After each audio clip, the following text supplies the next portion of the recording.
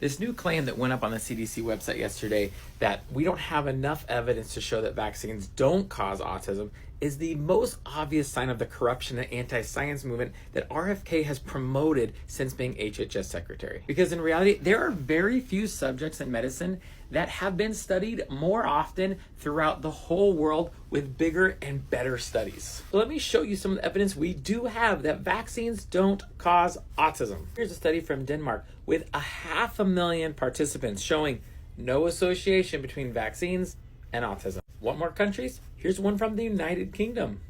Japan.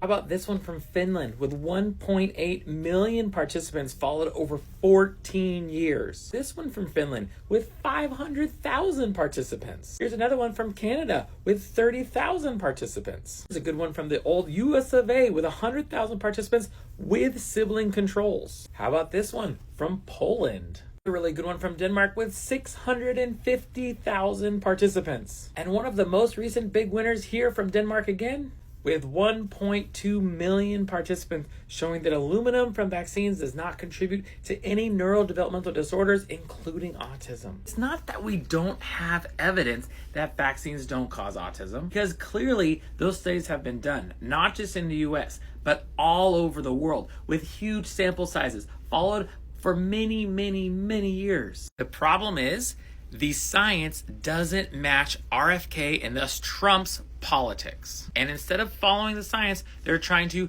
make the science to follow their politics and harming millions and millions of our most vulnerable children along the way and making us a laughingstock to the rest of the world who has nearly identical vaccine schedules but is not making these absurd claims that vaccines cause autism. Because they don't. If you want to prove me wrong, you better cite some studies just as strong as the ones that I just cited.